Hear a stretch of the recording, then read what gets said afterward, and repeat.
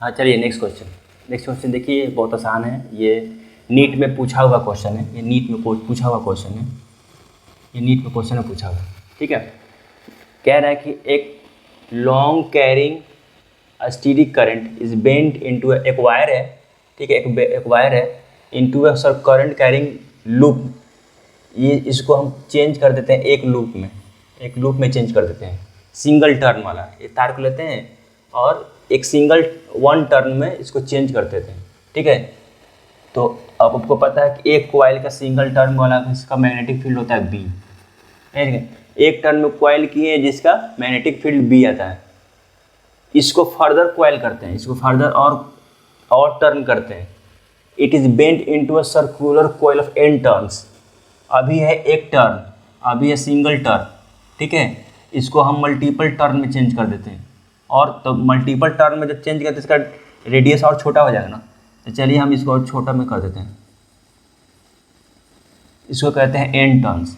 ये हम n turn में हम इसको चेंज कर दिए, n टर्न चेंज कर दिए, n टर्न से। तो अब इसका फील्ड निकालिए, ये कह रहा है। तो देखिए दोनों केस में अगर आप इसका निकालते हैं तो ये होता है B equal to mu I by 2r, ये होता है, ठीक है। और इसमें हम n का जो वैल्यू है इसमें हम 1 रखते हैं, इंटू में 1 रखते हैं, n का वैल्यू 1 रखते हैं। अब इसमें है निकालेंगे b का वैल्यू, ठीक है, म्यू आई बटा में 2r, और ये n इसमें हम n लगाएंगे, ठीक है, इसमें n लगाएंगे। बस कंफर्म कहा रहा है कि हमको जो पहले का जो रेडियस था इसका रेडियस छोटा हो गया है। तो अगर हमें सिर्फ रेडियस पता चल जाए तो हम b का वैल्यू आराम से निकाल सकते हैं। हमें रेडियस निकालना हो तो देखिए कैसे चेंज होगा। अगर ये l equal to 2 pi r है, ठीक है, इसका 2 पाई r n हो जाएगा, ठीक है, 2 पाई r n हो जाएगा। इसके लिए छोटा में ये n है, ये 2 पाई n है, तो हमको ये r निकालने के लिए अगर हम 2 पाई r को 2 पाई r n में ये काट देंगे तो जो r का जो वैल्यू है वो r बाई n हो जाएगा। क्या मतलब हम r निकालने के लिए छोटा वाला रेडियस का r निकालने के लिए बड़े वाले r को हम n से भाग दे देंगे ना, तो ये छोटा वाला के बराबर में बड़ा सा सिकुड़ के इतना छोटा हो गया। तो इतना r में इतना बड़ा मल्टीपल में ये है। अगर हम इस पॉइंट को r आ गया, अब यहाँ हम रखते हैं इसको म्यू आई बाई 2 इंटू में r बाई n इंटू में n, ये वाला n है, ये है। अब यहाँ भी n रखेंगे।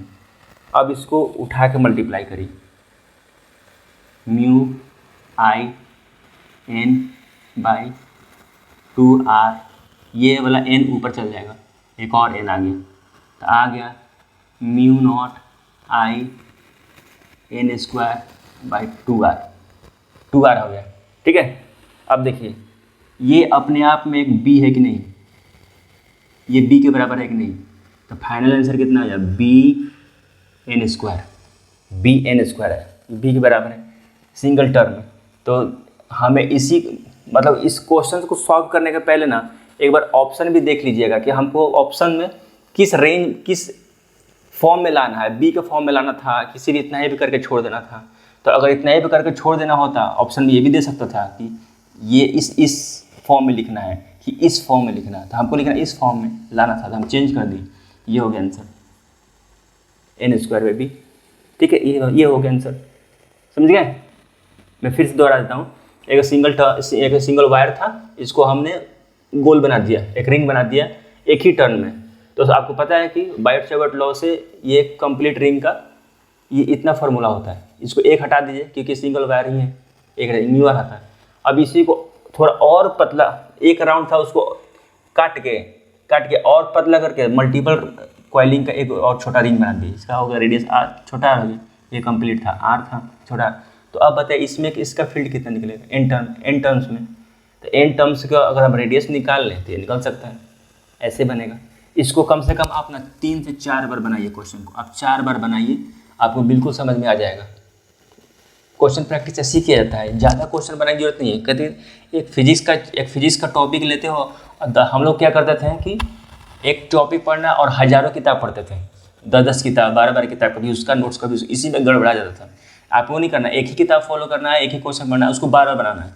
इस क्वेश्चन को कम से कम 4 बार बनाइए, आपको बिल्कुल कंफर्म हो जाएगा, बिल्कुल एकदम दिमाग में कंठस्थ हो जाएगा। ठीक है, क्वेश्चन नेक्स्ट में मिलते हैं।